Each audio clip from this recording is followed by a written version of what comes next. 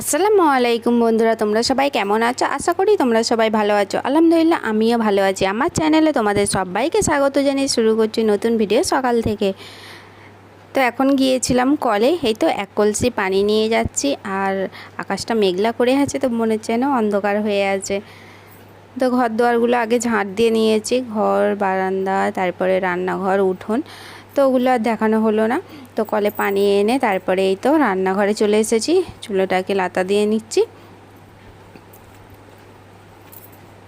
তো এক চুলোটাতেই রান্না করব, তো সেই জন্য এক চুলোটাকেই হচ্ছে যে লাতা নিয়ে নিচ্ছি, আর শুধু চুলোর আশপাশটাই দিয়ে দেবো।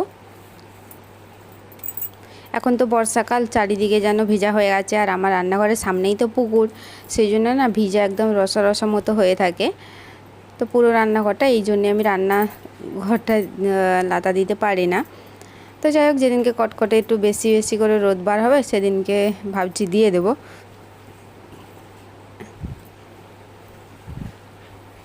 এই তো এতটুকুই দিয়ে দিলাম, আর দেবো না। তো লাতা দেওয়া কমপ্লিট হয়ে গেছে। তো চলো যাই এখন পুকুর ধারে, তো হাতটাও ধুয়ে নেব, তারপরে কটা বাসন আছে বাসনগুলোও ধুয়ে নেব। তো দেখো বন্ধুরা, চলে এসেছি পুকুর ধারে। তো কয়েকটা বাসন ছিল রাত্রেবেলার, বাসনগুলোকে আমি ভিজিয়ে রেখে গেছিলাম পুকুরের মধ্যে, তারপরে মেজে ঘষে নিয়েছি, এখন ধুয়ে নিচ্ছি।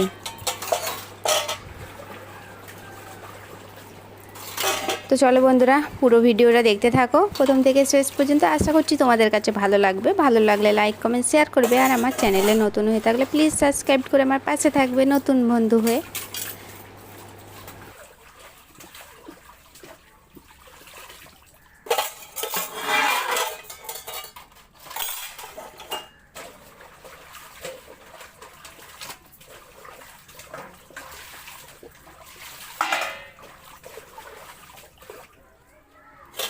তো দেখো বন্ধুরা, আমার বাসনগুলো ধোয়া হয়ে গেছে। এখন আমি ঘরে নিয়ে যাব, এগুলোকে রান্নাঘরে রেখে দিয়ে আসব।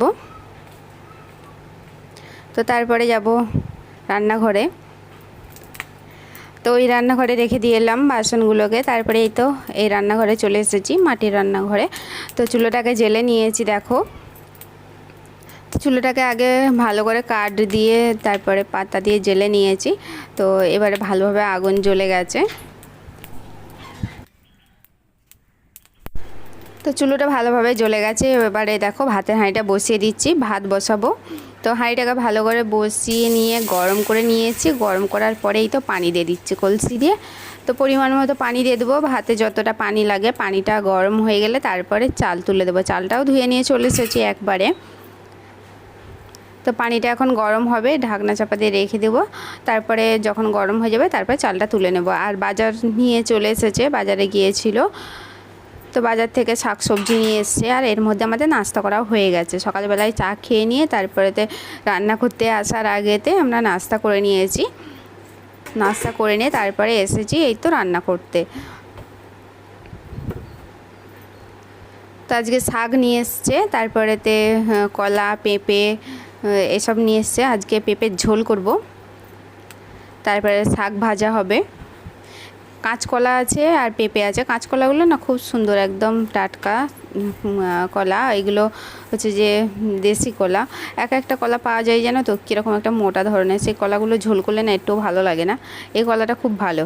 আর দেখো শুশনি শাক নিয়ে এসছে। এই শাক তো খুব ভালো লাগে খেতে, ভাজা খেতে। তো আমাদের উনি খেতে খুব পছন্দ করে, সেই জন্য যেখানেই দেখতে পাই সেখান থেকেই ঠিক খুঁজে খুঁজে নিয়ে আসে, চোখের সামনে দেখতে পেলেই নিয়ে আসে। আর একটা প্যাকেটে আছে না একটু লুজ, মানে হাতে কাটা মনে হয়। আর এগুলো দেখো কীরকম করে আটি বাঁধা আছে। এগুলো হয়তো ছুরি দিয়ে বা যা কিছু দিয়ে কেটে আর এরকম করে বেঁধে দিয়েছে। এগুলোকে এখন বাছতে হবে, পাতাগুলো দেখে নিতে হবে যদি পোকা টোকা থাকে। তারপরে অত বড় বড় ডান্ডা তো আর রাখা যাবে না, কেটে কেটে ফেলে দিতে হবে। তো অনেকটাই সময় লাগবে আবার শুশনি শাকটা বাছতে। তো এদিকেতে কাঠগুলোকে ভালো করে চুলার মধ্যে দিয়ে দিচ্ছি। পানিটা গরম হয়ে এসছে, ভাবছি ভাতের হাঁড়িতে চালটা তুলে দেব। চালটা তুলে দিয়ে তারপরে শাকটা বাছতে বসবো।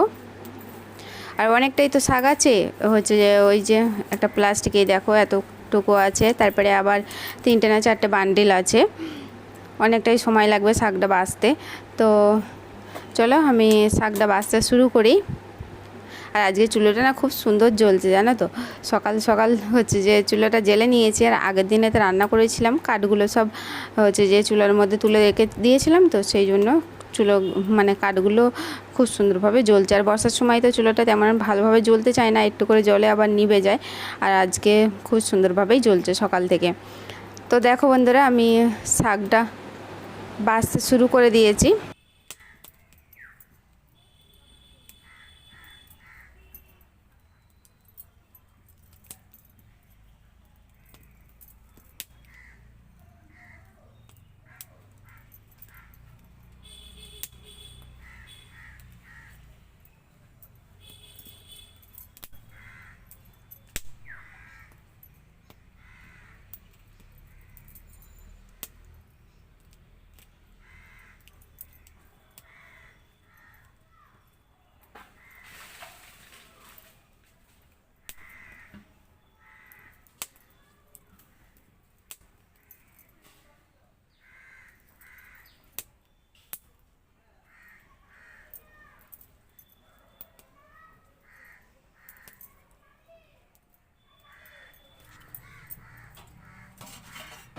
তো ভাতের হাঁড়ি ঢাকনাটা খুলে নিলাম, পানিটা ভালোভাবে গরম হয়ে গেছে আর ফুটেও গেছে।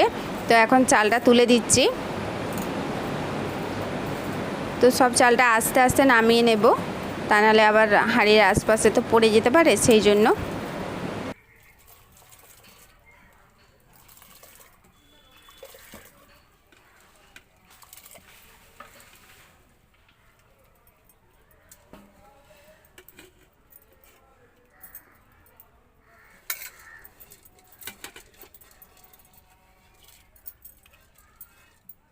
হাঁড়িতে চাল দেওয়া কমপ্লিট হয়ে গেছে, এই তো আবারও ঢাকনা দিয়ে দিচ্ছি। তো ভাত হয়ে গেছে, ভাতটাকে নামিয়ে নিচ্ছি, ভাতটাকে বসাবো। তো ডেচকি নিয়ে চলে এসেছি, আর এই তো ভাতটাকে আমি ঠ্যাক দিয়ে রেখে দেবো কিছুক্ষণ। ফ্যানটা ভালোভাবে যখন ঝরে যাবে তারপরে তুলবো। ততক্ষণে আমার এদিকে রান্নাবান্নাগুলো একটু আগিয়ে নেব। আর শাকটা বাছা হয়ে গেছে, শাকটা ধুয়ে নিয়েও চলে এসেছি, শাকটাকে ভাজা করে নেব আগে। এই তো ভাতটা ঠ্যাক দিয়ে দিয়েছি, ভাত এই ডেচকি সময় এই দেখো ভাতের হাঁড়িটাকে একটু সরিয়ে দিচ্ছি, ধারে করে দিচ্ছি। একটু ঠ্যাক দিয়ে রেখে দিলে ভালোভাবে ফ্যানটা ঝরে যায়, ভাতটা একদম ঝরঝরে হয়ে যাবে, একটা একটা হয়ে যাবে। তা নাহলে নিচের দিকে ফ্যান থেকে গেলে না ভাতটা কীরকম একটা জর্জরা হয়ে যায়, ভেজা ভেজা মতো হয়ে থাকে, খাওয়ার সময় তেমন একটা ভালো লাগে না। সেই জন্য একটু বেশিক্ষণ ধরে ঠ্যাক করে রেখে দিই। আর এদিকে কড়া বসিয়ে দিয়েছি, কড়াটা গরম হয়ে গেছে, কড়ার মধ্যে দিয়ে দিচ্ছি এই তো তেল।